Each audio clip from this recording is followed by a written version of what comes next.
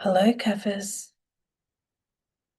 If you've been taking an interest in current affairs lately, you would have come across events happening around Australia which are in some way connected to Islam. You may have noticed that the reporting of these events by the mainstream media can be a little vague and confusing, less than transparent. This may be because the journalists themselves have very little knowledge about Islam, or it could be because of this: a guide given to journalists on how they should report on Islam and Muslims. In any case, there's an effort to play down the connection between these events and Islam, or even deny the connection altogether. And no doubt, someone will appear in the mainstream media shortly after some newsworthy event, and they'll put it to us that those involved have mental health issues or other personal issues or grievances, and their conduct in no way represents Islam.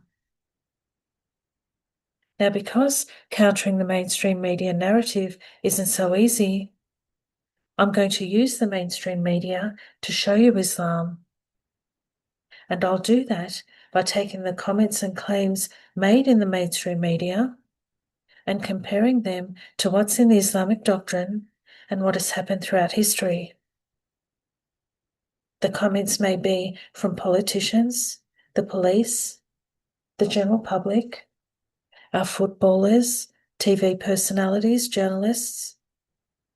I'll be referencing authentic Islamic sources, as well as news articles, websites, books, government resources and publications, court transcripts, historical documents, among other things. And I'll put all the references on the screen. I'll give you an example.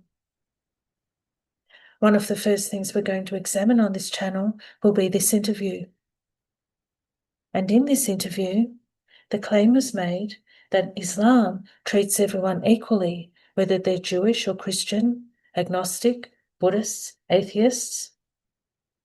According to the Islamic doctrine, though, non-Muslims are regarded as kafirs, and kafirs are the worst of all creatures.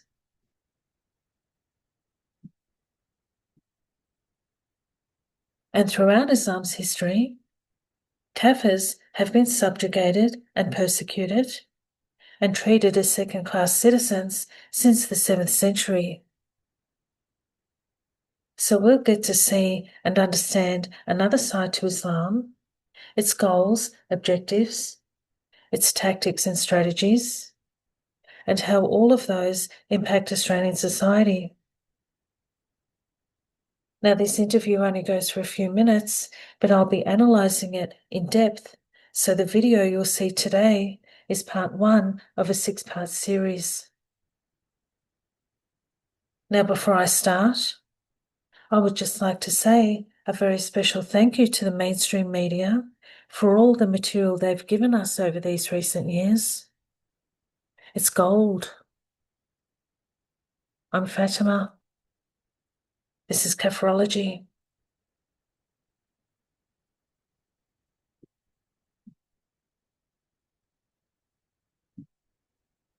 You may have seen this interview which appeared on Sky News earlier this year. As a result of the anti-Semitism expressed by these two Mohammedan nurses, Sky News sought the opinion of Dr. Jamal Rifi, a leader in the Islamic community. Perhaps Sky News assumed that because Dr. Rifi is a Muslim and an Islamic leader, he would also be an expert on Islam. Perhaps he is. Why then do his responses in this interview contradict Islam, its doctrine, and its history? Dr. Rifi needs to be refuted. And who better to refute Dr. Rifi than his own God and Prophet? And they'll do that via the Quran, the actual spoken word of Allah according to the Islamic belief, considered perfect and complete, yet it's missing two of the most important things that are required for a Muslim to practice Islam, That's the declaration of faith, the Shahada, and instructions on how to pray. And they're found in what's called the Hadith, the collections of Muhammad's traditions, what he did and what he said. There are 6 authentic collections. These are 2 of them, Muslim and Bukhari. The Sahih just means authentic. And one of the most important books of all for us Kafirs is Muhammad's biography, the Sirah. The most authentic one is by Alfred Guillaume.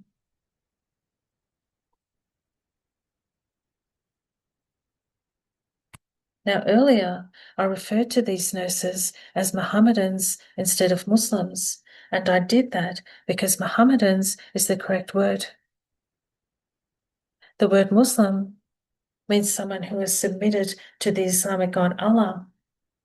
But those who follow the Islamic ideology don't just submit to Allah, they also have to obey Muhammad. Here are some hadith found on an Islamic website, sunnah.com, from Bukhari. I have given a pledge of allegiance to Allah's apostle to testify that none has the right to be worshipped but Allah, and Muhammad is his apostle, to offer prayers perfectly, to pay zakat, to listen to and obey Allah's and his Prophet's orders. From Sunan an-Nasai, O you who believe, obey Allah and obey the Messenger, Muhammad. And on the right, obey Allah and obey the Messenger.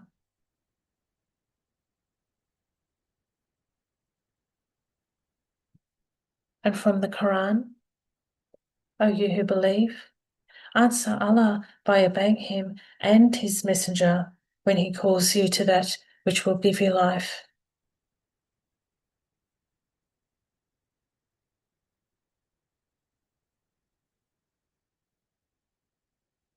This pattern of conduct set by Muhammad is to be imitated by all his followers. There are 87 verses in Islamic doctrine which point to Muhammad being the role model, the best example, and this pattern of conduct is called the Sunnah. Here are 2 videos which explain the importance of the Sunnah, and the one on the bottom right describes Muhammad's deeds, what he said and did, as being intertwined with the Quran. And the Sunnah, along with the Quran, is what Islamic law Sharia is based on.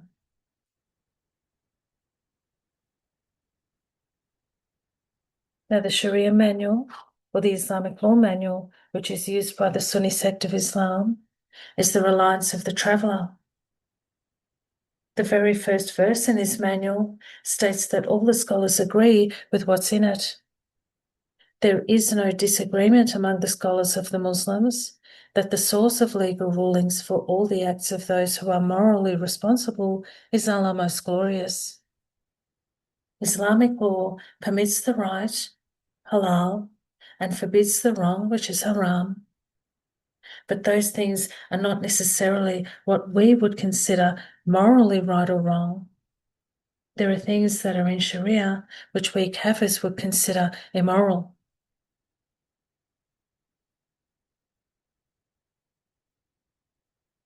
And one very important thing to note with regard to Islamic law is that unlike Western law, it's not based on the 10 Commandments. The 10 Commandments are not part of Islamic law at all, so Mohammedans are not expected to abide by them. What they are expected to abide by and follow and imitate is the example set by Muhammad. So when it comes to the 9th commandment, for example, thou shalt not bear false witness, or what's commonly referred to as thou shalt not lie, this is not applicable to Muslims. In fact, Islamic law permits lying, and Islamic deception will be the first topic that we're going to look at.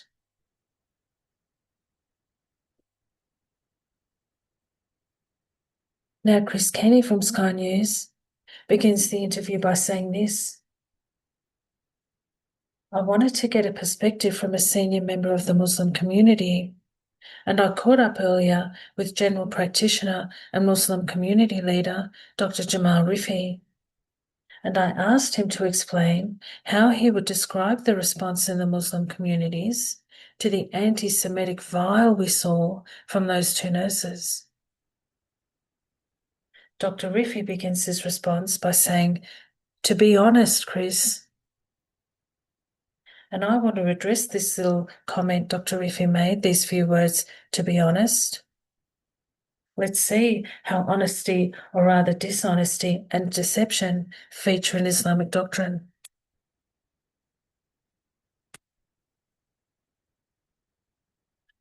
Here are two rulings regarding lying, which are in the Reliance of the Traveller. The one on the left is about giving a misleading impression, which is to utter an expression that implies one meaning while intending a different meaning. It's a kind of deception. The one on the right relates to permissible lying, and this ruling makes it permissible to lie if obtaining the goal is permissible, and obligatory to lie if the goal is obligatory.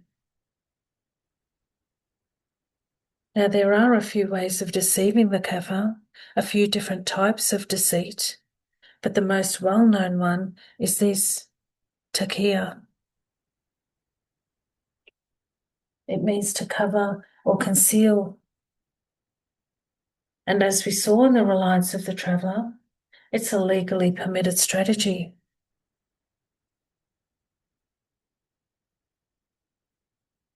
So how does taqiyya work? How is it used? As Dr. Bill Warner explains in this video, it's possible to lie to the kafir as long as it advances Islam. There's a graphic on the top right of the screen.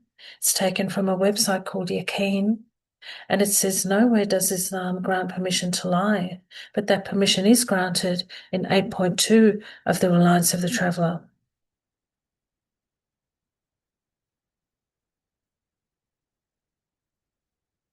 Here's a hadith from Bukhari, which tells how Muhammad gave permission to lie. Allah's apostle said, "Who is willing to kill Ashraf, who has hurt Allah and his apostle?" Thereupon, Muhammad bin Maslama got up saying, "O Allah's apostle, would you like that I kill him?" The Prophet said, "Yes." Muhammad bin Maslama then said, "Then allow me to say a false thing." The Prophet said, "You may say it."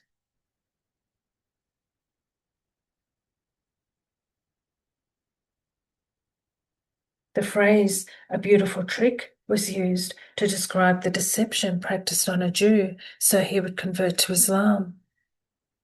And I imagine that while that Muslim was practicing that deception, that taqiyya, he was smiling in the face of the Jew, while in his heart he was cursing him.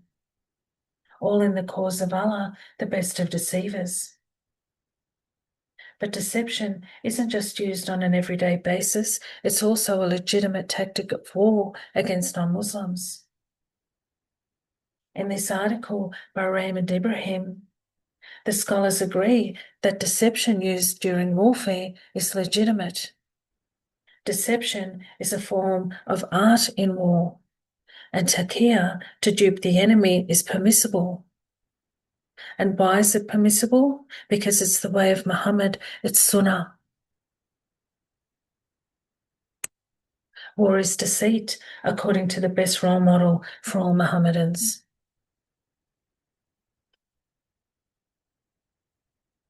This is one of the verses most commonly used to deceive the kafir. This poster is at a bus shelter in the Netherlands. It shows Quran verse 532. Whoever saves a life, it is as if he has saved mankind entirely.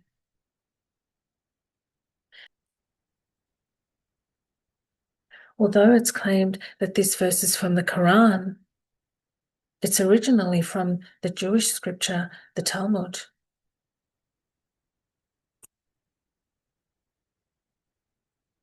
And if we look up verse 532 in the Quran, it says this: "Because of that, we ordained for the children of Israel that if anyone killed a person not in retaliation of murder or to spread mischief in the land, it would be as if he killed all mankind.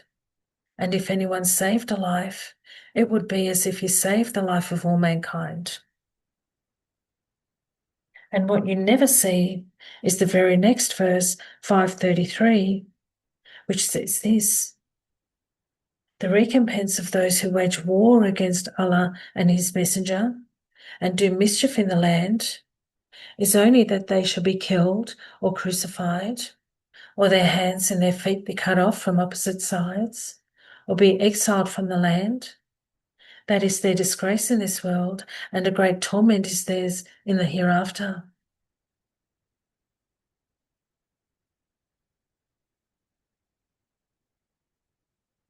Now, before I speak about the conduct of the nurses and what drives that conduct, there's something that needs to be established first. And in order to do that, we're going to take a look at this interview. Now, this interview was hosted by David Koch, and it appeared on Sunrise on Channel 7 some years back. On our left is Dr. Rifi. On our right is Imam Tawhidi. And they're speaking in this interview about the Manchester attack which had just occurred. And the jihadi responsible for it was 22 years old. Imam Tawhidi brings up another incident, the shooting of a man called Curtis Cheng. Curtis Cheng was an unarmed police civilian who worked in finance at the New South Wales Police Headquarters. On October 2, 2015, he was shot at the front of those headquarters by a boy of 15 called Fahad Khalil Muhammad Jabbar. In this interview, Imam Tawhidi claims that our youth are being influenced into holding extremist views.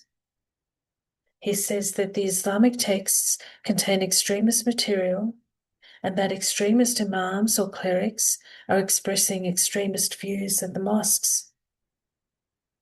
Dr. Rifi, on the other hand, disagrees.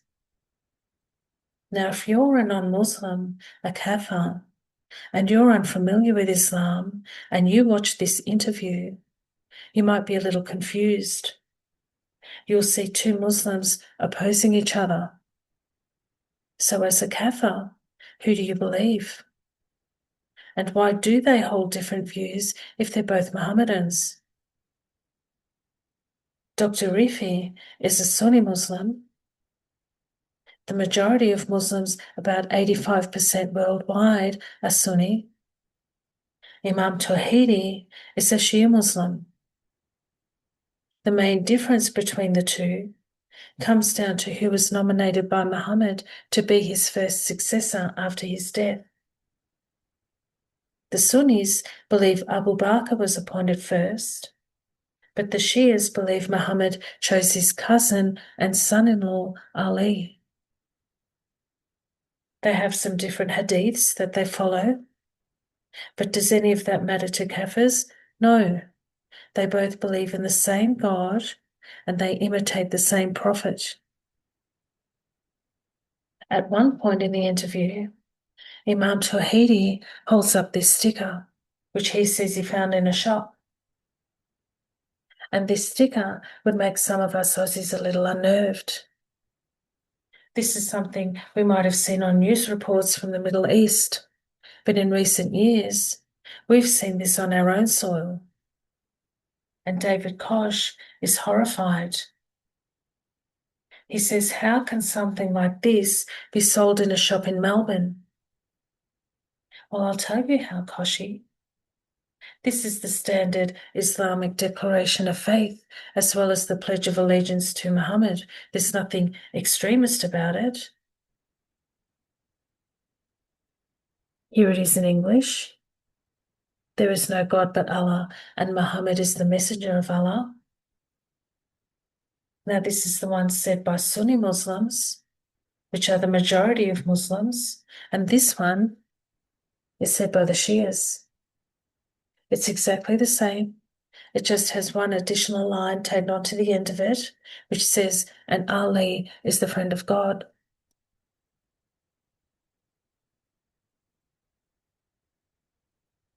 This Shahada is said by every Mohammedan, which includes Imam Tawhidi and Dr. Rifi. It's said multiple times a day. It's said as part of Islamic prayers. It's whispered into the ear of a baby born into a Mohammedan family. And if someone was to convert to Islam, they would just need to say this 3 times. In fact, here's something that was said to some converts back in Muhammad's day. One of the Meccans said to those taking the pledge to Muhammad, "Do you not realize what you are committing yourselves to in pledging your support to this man? It is war against all."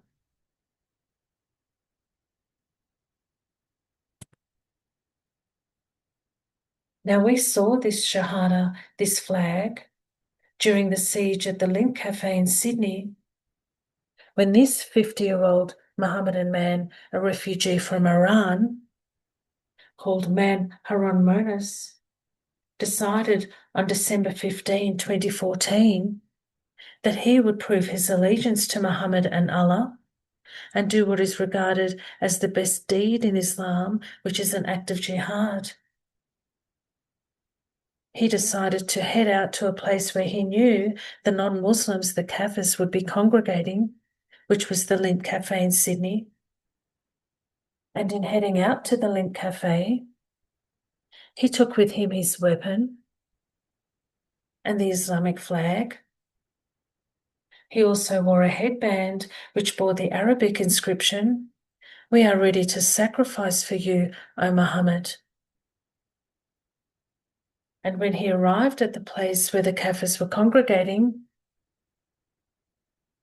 he held the non-Muslims captive in the cafe for some hours before he killed a man by the name of Tory Johnson.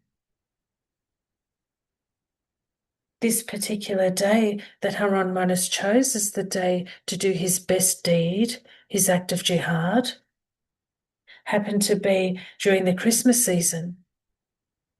And celebrating the occasion of Christ's birth and worshipping anyone other than Allah is against Islam, so he demanded that the Christmas lights be turned off.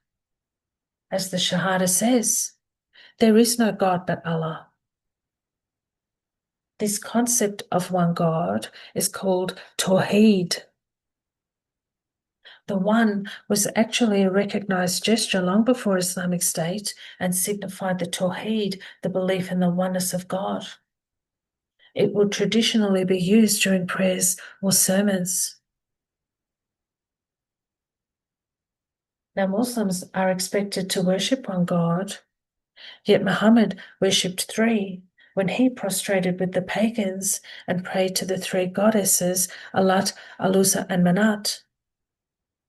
He was deceived by Satan to recite Quran chapter 53, verses 19 to 20. And the Islamic God Muslims worship is the greatest of deceivers. According to this website, sunnah.com, this hadith clearly describes Muhammad's flag as black with a white standard. Here's a hadith from a Shia source stating that Muhammad gave his flag to Ali. In the Battle of Khaybar, the Prophet first gave the flag to Abu Bakr and the next day to Umar al-Khattab, but they failed. The Prophet then said, "Verily tomorrow I will give the flag to one who loves God and his Prophet. God will conquer through him and he never escapes." And here's a hadith from Sunnah.com, the Sunni source. And Ali had asked Muhammad what reason he had to fight with people. Muhammad's response: "Fight with them until they bear testimony to the fact that there is no God but Allah and Muhammad is his messenger." And when they do that, then their blood and their riches are inviolable from your hands. But what is justified by law and their reckoning is with Allah. So the fact that David Koch thinks that this Shahada is an extremist symbol just highlights the problem we have here, Kafirs, which is this. We have a non-Muslim TV presenter who is unfamiliar with one of the most basic things in Islam, the Shahada, and he's interviewing two Mohammedans who are leaders in their respective communities. How can a TV host conduct an effective interview on a topic which he has little to no knowledge about? Now, if I was David Koch and I had the absolute pleasure of interviewing these two gentlemen, these are the questions I'd be asking. Imam Tawhidi, let me start with you. You're a Shia Muslim, correct? And the Shia sect goes by another name, doesn't it? It goes by the name the Party of Ali. And it's called the Party of Ali because the members of the Shia sect believe that Ali was appointed by Muhammad to be the first leader of the Islamic community after Muhammad died. Is that right? And can you tell me, Imam, who was the first person to embrace Islam and recite those words written on that black and white sticker you're holding in your hands? Who was the first person to pledge their allegiance to Muhammad by saying those very words on that sticker? Out of the males in the community at the time of Muhammad, can you tell me who was the first person to do that? It was Ali, wasn't it? Now, you expressed concern earlier, and rightly so, that our young people are being exposed to extremist paraphernalia, as David Koch calls it. And they're exposed to extremist ideas promoted by extremist clerics in extremist mosques. And this puts them at risk of being radicalized.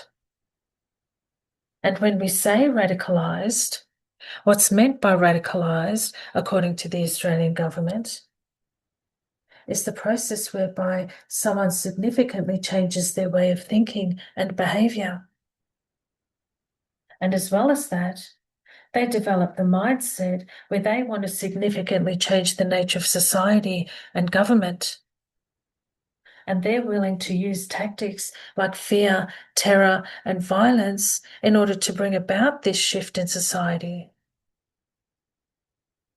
And your concern, Imam, is that our young people could be influenced into adopting this sort of mindset if they're around radical extremist material or influential figures, say, like clerics who hold these extreme views.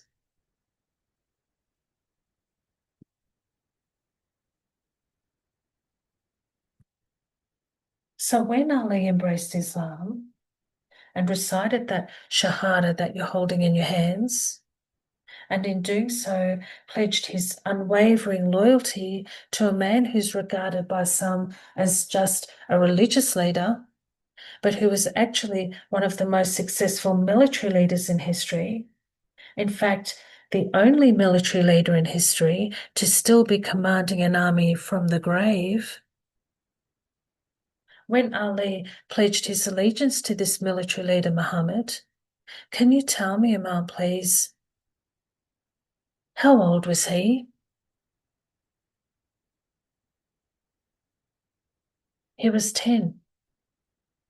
So Ali was 10, not 50 like Manmonis, not 22 like the Manchester attacker, not 15 like Curtis Cheng's shooter, but 10 when he was influenced by Muhammad, the man who's the best example of a human being, the role model for all mankind, the one that Mohammedans, Muslims are encouraged in 87 verses to mimic. Ali was convinced by him to significantly change his thinking and behavior. And he was convinced that Arabian society also needed to change significantly. And to bring about that change, Ali was willing to use fear, terror, and violence. And not only was he willing to use fear, terror, and violence, he actually did use fear, terror, and violence in what is described today by our modern counter-terror experts as an act of violent extremism, but it's actually just pure and simple 7th century style jihad. Well, I'm confused. I thought our youth were being radicalized online, but this whole time they're being radicalized by Muhammad himself.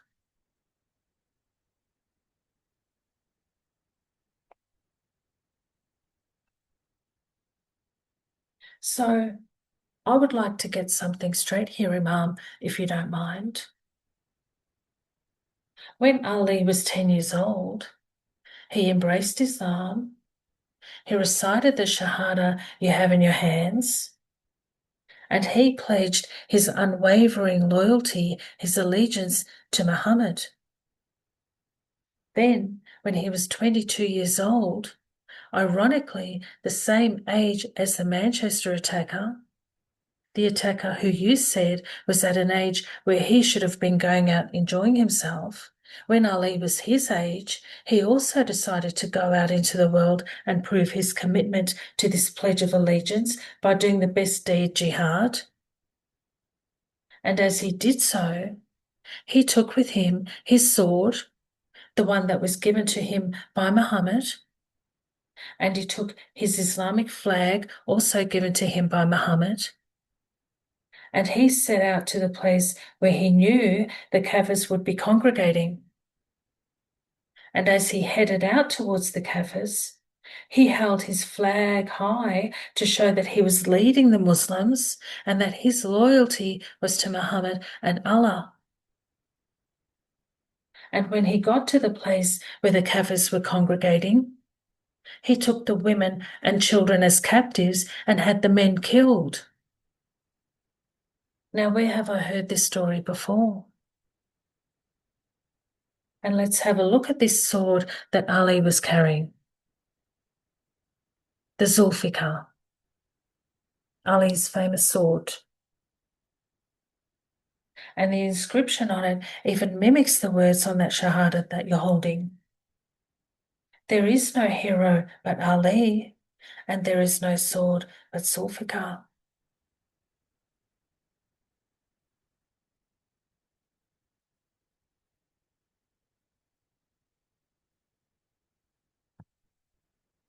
Ali is depicted here in a painting of the Battle of Khaybar. That's him in the foreground, using his sword on a non-Muslim man's neck.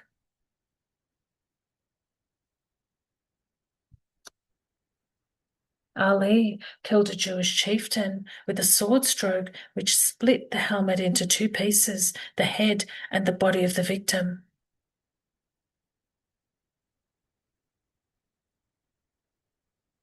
Here he is at the Battle of the Trench, cutting off a man's leg. Here he's being depicted in two paintings at the battles of Badr and Uhud. An interesting thing to note here is that at this Battle of Badr, 70 non-Muslims were killed, and Ali killed half of them himself. And if you look at the bottom of these paintings, you'll see non-Muslim heads on the ground.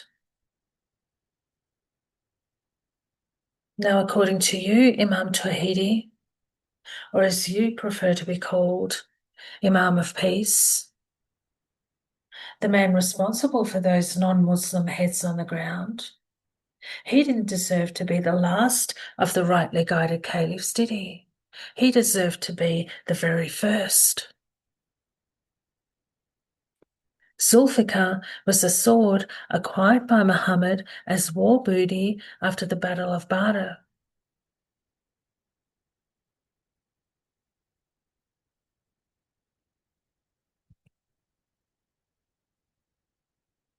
This was even reported in a hadith. Ibn Abbas said that the Prophet got his sword Zulfikar as private booty at the Battle of Badr. And this wasn't the only thing Muhammad stole, was it?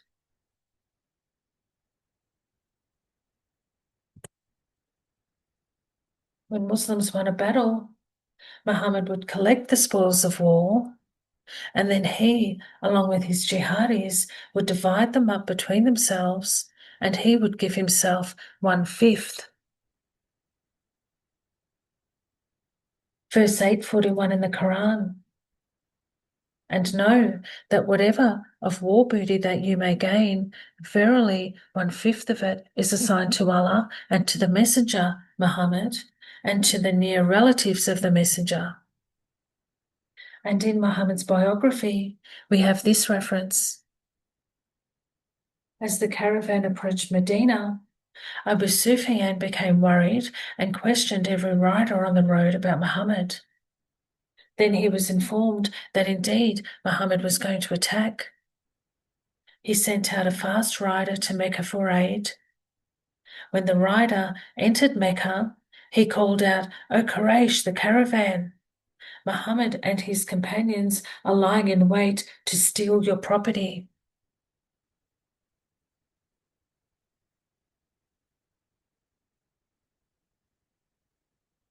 Here's a description of the Battle of Badr from an Islamic website, Islam on Web. The Muslim victory in the decisive Battle of Badr marked the onset of a series of triumphs during the sacred month of Ramadan, a period synonymous with conquests, blessings, and empowerment. Reflecting on significant episodes in Muslim history associated with Ramadan, foremost among them is the Great Battle of Badr. Led by the Prophet Muhammad, the Muslims emerged triumphant against the Quraysh forces, signifying a decisive moment against disbelief and falsehood. Following the authorization for jihad during the Medina period, Muslims learned of a significant Quraysh caravan returning from the Levant laden with wealth. Under the leadership of Abu Sufyan and Suhail ibn Amr. Responding to this, the Prophet mobilized his companions to intercept the caravan.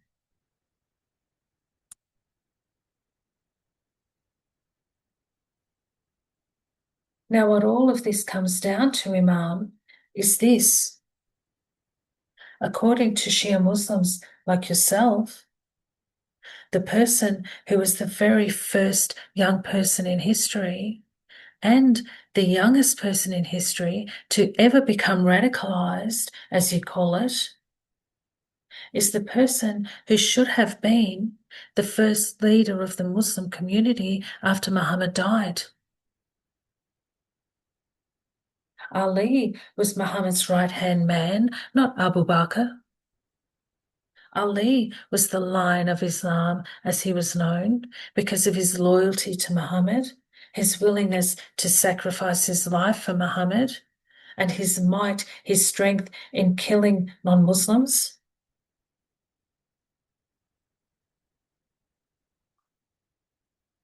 And according to the Shia belief, there'll be a figure who will appear at the end times called the Mahdi. He'll be wielding Ali's sword, the Zulfikar. And this Mahdi will bring in a new world order. He'll establish the Islamic kingdom, which will be ruled by Islamic law.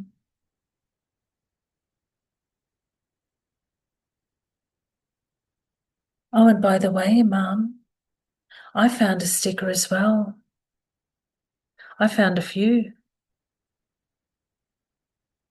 Now imagine if the roles were reversed. Imagine if Kafirs had used a particular sword back in the 7th century against Muslims purely because they were Muslims.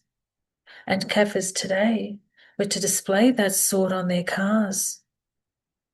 Would that be considered Islamophobic? Would that sword be considered a symbol of hate?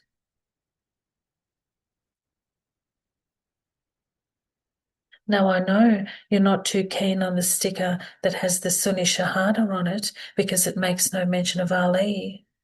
But tell me, do you have any objections to these stickers? Now, I'm sure I'll have some more questions down the track for you, Imam Tawhidi, but I'm going to leave it there for now because I want to have a little chat to my other friend here, Dr. Rifi. Now, Dr. Rifi, a little earlier, things got a little heated between you and Imam Tawhidi after the Imam said that Islam has been a religion of war for the last 1400 years. And you said there is nothing in Islam that will justify killing innocent people.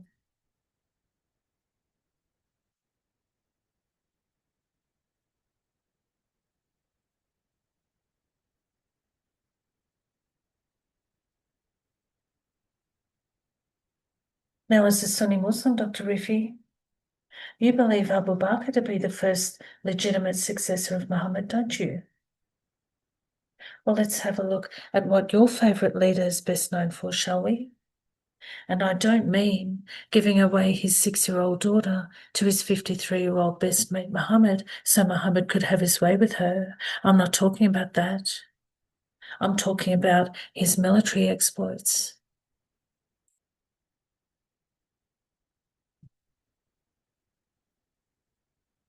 When Muhammad died, many of the Muslims decided to abandon Islam, didn't they? They'd been pressured or coerced into it anyway, and they felt they'd made a one-on-one pact with Muhammad. So after he died, they were free. They wanted to exercise their freedom of choice, their freedom of conscience, their freedom of religion, all the things that existed in pre-Islamic Arabia but don't exist under Islam. In Bukhari, we find this. Muhammad said, "The blood of a Muslim who confesses that none has the right to be worshipped but Allah and that I am his apostle cannot be shed except in 3 cases. In equity for murder, a married person who commits illegal sexual intercourse, and the one who reverts from Islam and leaves the Muslims." Also, they didn't want to continue to pay the zakat, which is a tax on Muslims. But Abu Bakr wasn't going to have that. He wasn't concerned with people's spiritual salvation. He wanted to make sure that the money kept flowing in. In Bukhari again, Abu Bakr said, "I will fight anyone who differentiates between prayers and zakat, as zakat is to be taken from property according to Allah's order." And he wanted to make it clear to the people who had followed Muhammad that whatever they had done for Muhammad, they should also do for him. Like when a new Don in the mafia replaces the old Don, and he says, "You better pay me the same respects you paid the old Don, or else." Again in Bukhari, we read this.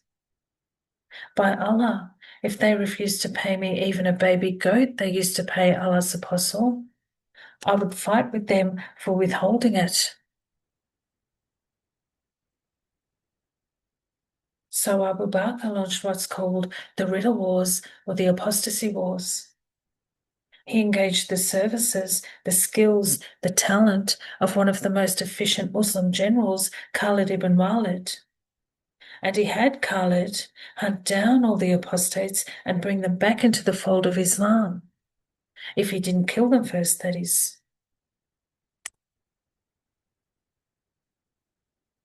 And we even have the Islamic scholar, Yusuf Qaradawi, saying if they left apostasy alone, there wouldn't have been any Islam. Though the Ridda Wars are portrayed as being battles against rebellious forces, they were battles against people who just wanted to leave Islam. And apostates are still in danger today. Here's an article specifically on apostates just in Australia alone. They describe how they're still hunted down, disowned by their families. Apostates are abused, tortured, killed. Now, at the end of this video, I have a little something for all those brave apostates out there.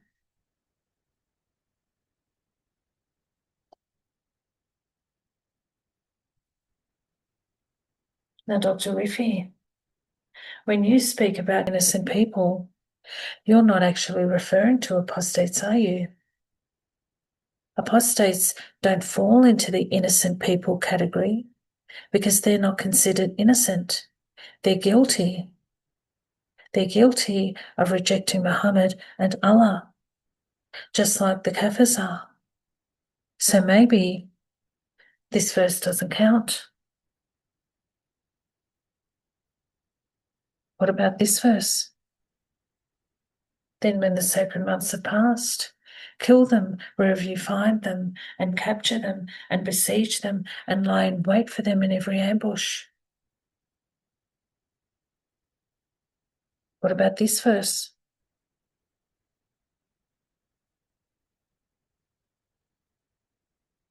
This one? Allah's apostle said, Muslims will fight with the Jews till some of them will hide behind stones. The stones will betray them, saying, "Oh, Abdullah, there is a Jew hiding behind me, so kill him." How about this verse? I have been commanded to fight people until they say there is no God but Allah.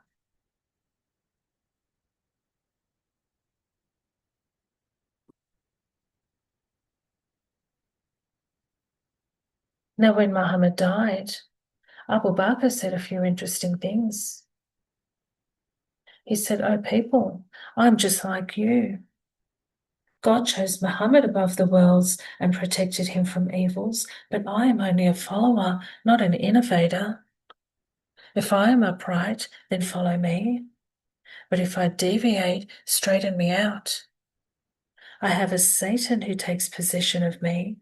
So when he comes to me, avoid me, so I may have no effect on your hair and your skins." And this, abandon not jihad. When the people hold back from jihad, they are put to disgrace.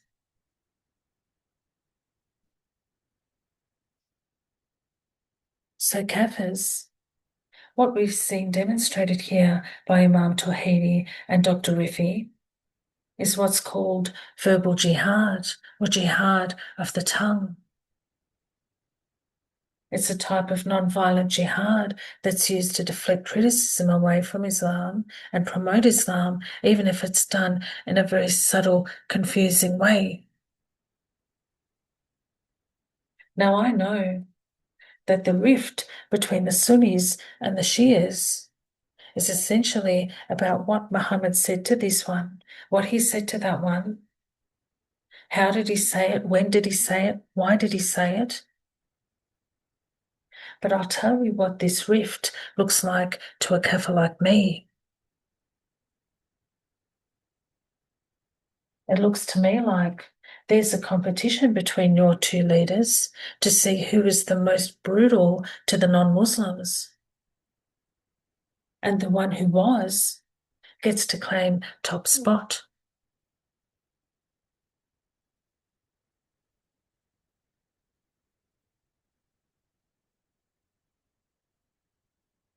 It's a little like this. You have the Sunnis on one side, the Shias on the other, but they'll both put aside their differences and unite against the Kafir. They both worship the same God, the God that hates Kafirs, and they both imitate the same man, a man whose primary concern was not spiritual salvation. He didn't know himself whether he would end up in heaven or hell. His concern was territorial conquest and silencing opposition. So it doesn't matter if you look at things from the Sunni perspective or the Shia perspective, because from the Kafir's perspective, for the last 1400 years, We've been at the pointy end of both their swords. Now we've seen an example of verbal jihad. Let's have a look at some written jihad. Here are some pamphlets produced by IslamicPamphlets.com. We have one on Jesus, one on Muhammad, the mercy of Allah, the hijab, women's rights in Islam. Islam is not a religion of extremism. We'll take a look at this one. Misconceptions about Islam. Here's the front. Here's the back.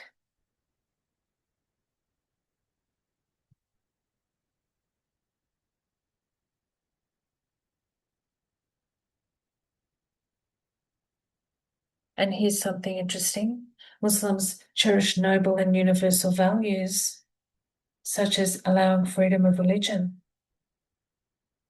Now, we've just seen that apostasy in Islam carries the death penalty.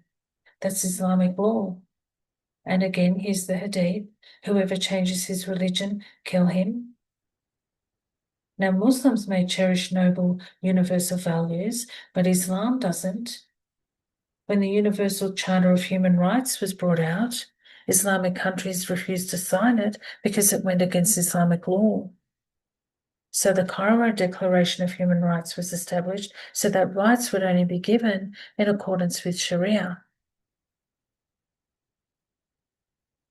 And in the Quran, make war on those who have received the scriptures, Jews and Christians. They do not follow the religion of truth until they submit and pay the poll tax, the jizya, and are humiliated.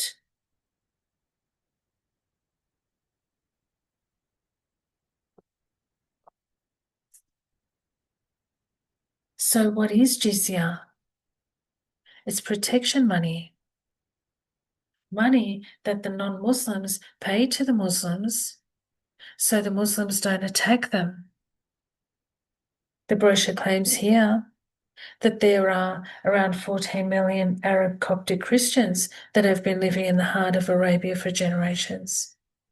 But actually, there's only about 50,000. At the bottom here, we have a statement about Spain. Muslims ruled Spain for about 800 years, yet never coerced people to convert. Well, what did they do? Here's a quote from the Myth of the Andalusian Paradise. Whenever Muslim chroniclers make reference to Christian churches, it is to boast of their transformation into mosques or their outright destruction. And this is in line with Quran verse 3:151, which says, "We will strike terror into the hearts of Kafirs because they worship others besides Allah."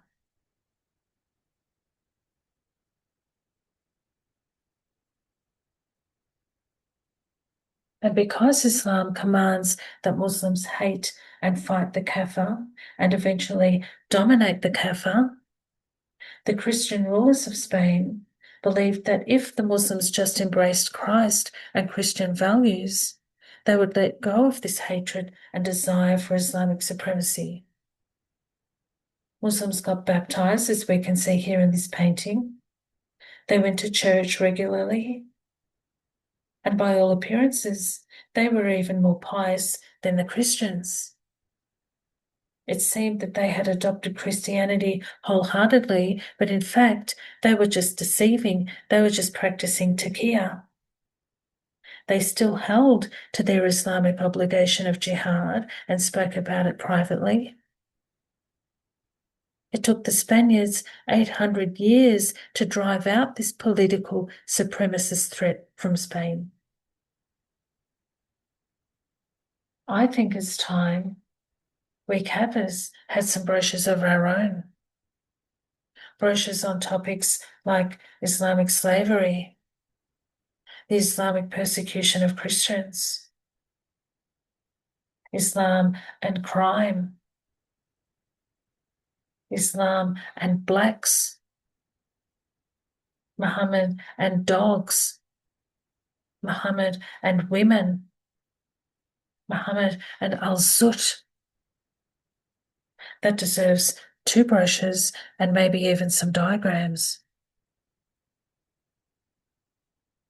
Now, I realise I haven't spoken much about the nurses, but there were some things that needed to be established first. Now that that's done, the following videos in this series will be about the nurses.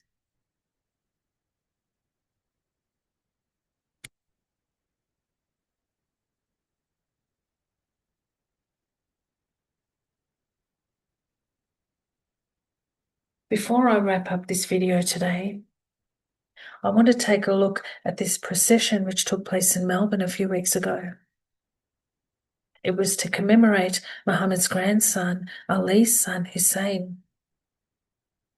Now, for those of you who think that Islam is just a religion, this procession is a perfect example of Islam's political component, political wing, working together with its religious wing at the same time.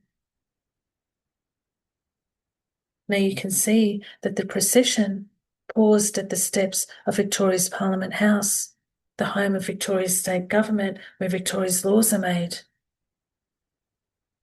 As mentioned at the start of this video, Islam has its own laws, Sharia. Sharia is considered superior to our laws. Our laws are made by man. Sharia is Allah's law or Muhammad's law. It's not compatible with Western law, and it must dominate. Islam is very big on symbolism, and pausing at the steps of Parliament House here symbolizes that Islam's law is going to challenge our laws and will one day come into effect in our Parliament House if they aren't already. The goal here is that Sharia, Muhammad's law, ultimately replaces Kafir law.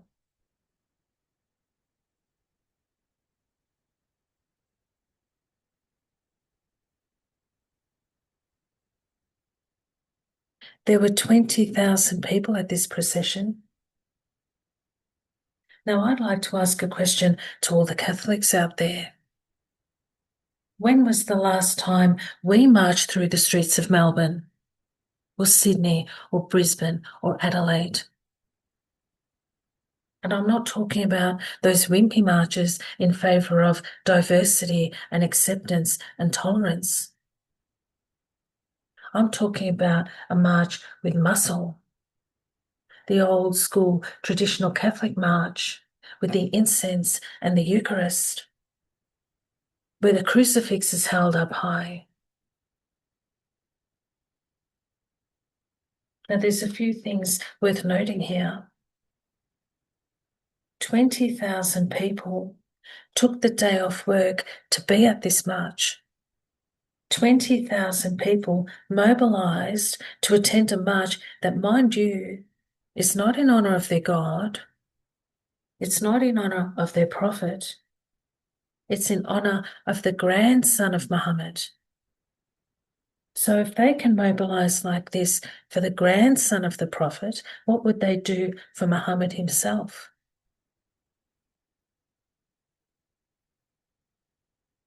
And just note, these are Shia Muslims. These are the minority.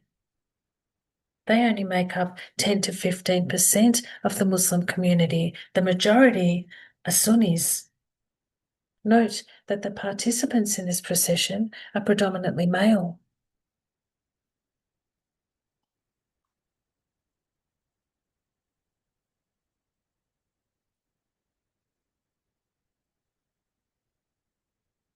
And you can see here, Mohammedans feel a sense of accomplishment in the fact that the name of their honoured military leader is now being declared on Australian soil.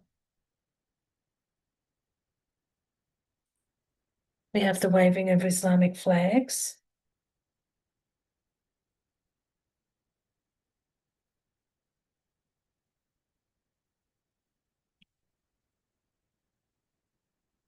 Now, this is interesting. These scenes remind us that the stage for Imam Mahdi's return is being quietly prepared. And remember, who is the Mahdi? The figure who will appear at the end times and establish an Islamic kingdom. He will emerge wielding the Zulfikar Ali's sword, the one used to kill non-Muslims simply for being non-Muslims. This slide shows how Muhammad's words and his language changed as he morphed from a preacher in Mecca to a warrior in Medina, where he created the concept of jihad.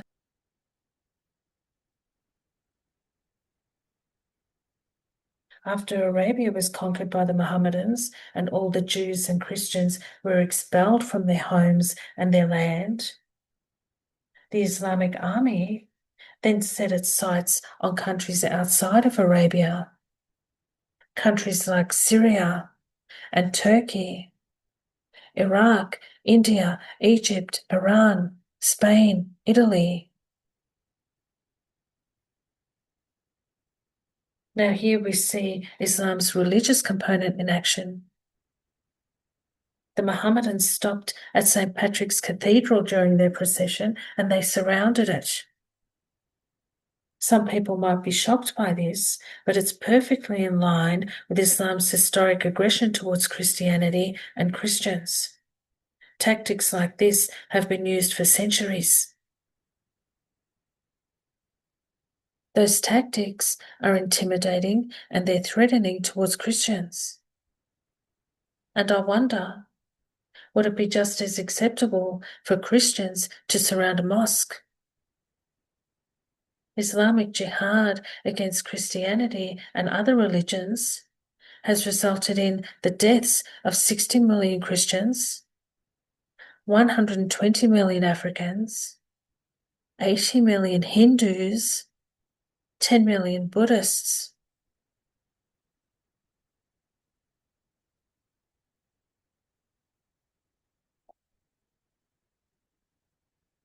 This praying in a public space demonstrates Islamic supremacy. Land that is prayed on, whether it's parkland or city streets or offices or sports stadiums or graveyards, is land that then belongs to Allah. And at this moment in the procession, you can hear someone in the video repeating Allahu Akbar several times. Now that does not mean that God is great. What it means is that Allah is greater. Allah is greater than any other God. From the Quran, see they not that we gradually reduce the land of the disbelievers by giving it to the believer?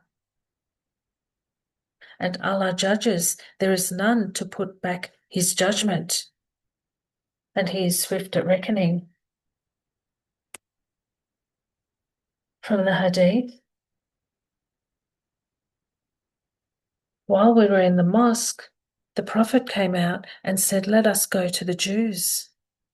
He said to them, "If you embrace Islam, you will be safe. You should know that the earth belongs to Allah and his apostle, and I want to expel you from this land."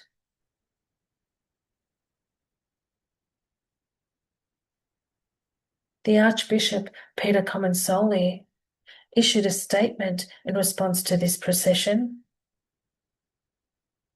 I'd like to draw your attention to the part that's highlighted here. This procession has been misrepresented in some quarters as an attack on Christians and specifically on St. Patrick's Cathedral. This is simply not the case. I am now aware of a rally being organised for this weekend, which appears to be a protest against the procession. Such a rally does nothing for peace and harmony, nor for promoting religious freedom.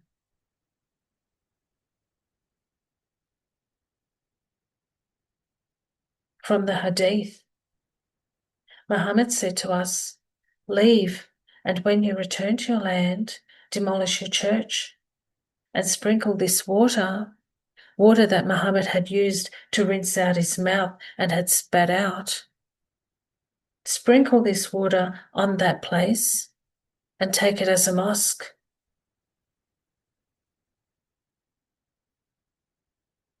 On the left is Notre Dame. On the right are all the churches that have been destroyed in France in the last 4 years or so.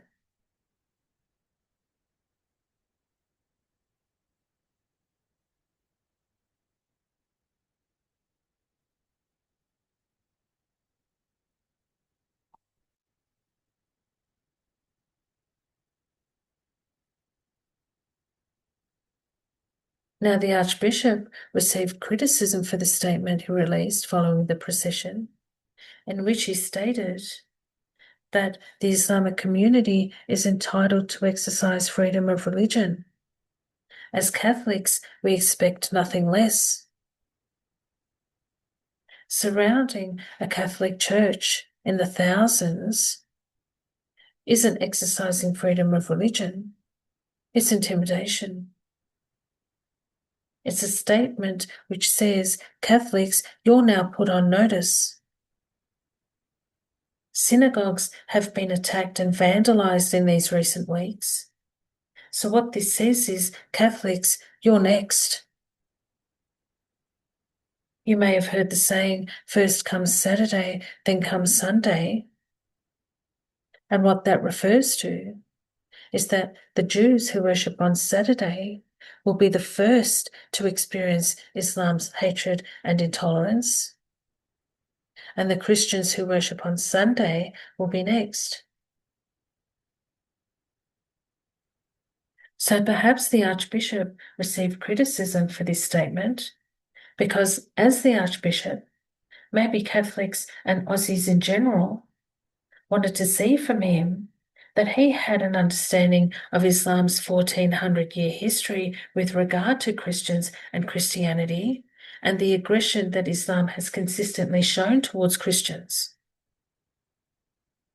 Maybe Catholics wanted to be reassured that as the Archbishop, he was aware of what Muslims have done over those 1400 years. That they have done things like rape Catholic nuns on church altars, that they've locked nuns in a church and burned them alive, and that they did horrendous things to the priests and bishops and monks, that they conquered the whole of the Middle East, which was Christian, destroyed the churches, converted them to mosques, and turned the Middle East Islamic.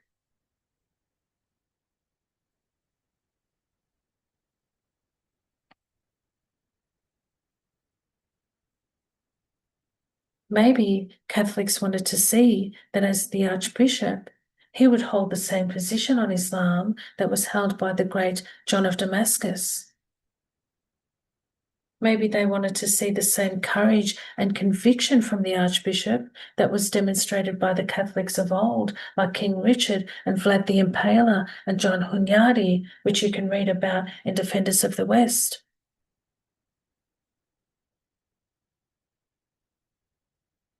Islam is the same today as it was in the 7th century.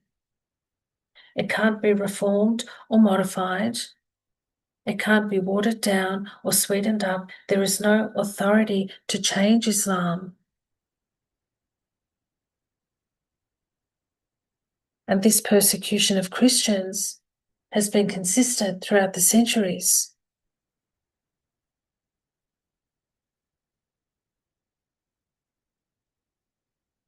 Perhaps Catholics wanted to see that the Archbishop had some knowledge about how Catholic boys in Europe were captured centuries ago by Islamic rulers, who then had the boys raised as Muslims, trained in the Islamic army, and then unleashed back onto their Christian communities that they were taken from. And white girls were supplied in their hundreds to a Muslim leader, so the leader wouldn't attack the Christian country. And I wonder, is this what's been happening in England? So maybe Catholics felt that the Archbishop, who was meant to represent Catholics and defend the Catholic faith, didn't really reflect their feelings and thoughts in his statement. Maybe they were hoping for a statement that looked a little more like this. Dear brethren, we will be holding a procession. This procession will be in honor of Saint Michael the Archangel, so that he may defend us in battle. Our procession will follow the same route as the procession undertaken by the Mohammedans on their Ashura march. We will march through the same streets and gardens while singing the temple hymn below, and we will consecrate those streets and gardens which the Mohammedans are laying claim to on behalf of their Islamic God, the best of deceivers. When we have finished consecrating that land to the Prince of Peace, we will then make our way to the nearest mosque. We will pause at the front of that mosque and pray the Our Father, directing this prayer to the Abrahamic God, not the Islamic God, who is a father to no one. We will engage with the Mohammedans at the front of this mosque, provide them with brochures, and invite them to Christianity, which is our duty as Catholics, the Great Commission. We will also enlighten them about Muhammad and all his vices. From there, we will head back to St. Patrick's Cathedral, where we will conclude the day's proceedings by reciting the Rosary with the same fervour and conviction as that expressed by our past brothers at the Battle of Lepanto. We will then go in peace to love and serve the Lord. We will repeat this procession every year thereafter. Deus Vult.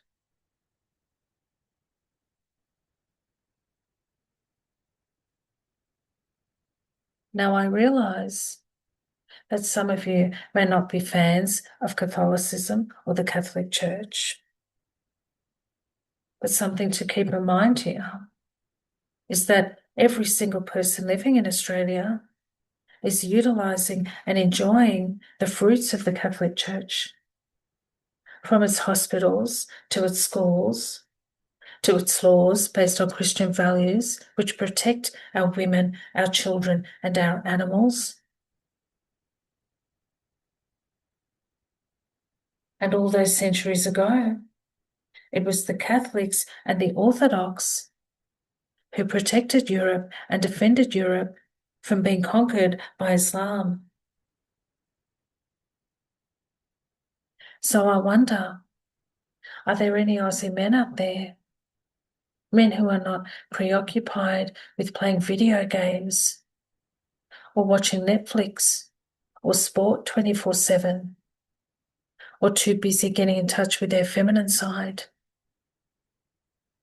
Whether you're Catholic or maybe some other Christian denomination, maybe you're not religious at all, but are there any Aussie men out there who are willing to defend and protect our churches if and when the time comes, if it hasn't already? I'm willing to, and I'm a woman. There's one more thing I'd like to say to Imam Tawhidi. And perhaps, Imam, you can pass this message on to your Shia community. This land down under is the land of the Southern Cross. It is not, and it will never be, the land of the crescent moon. Not if I can help it.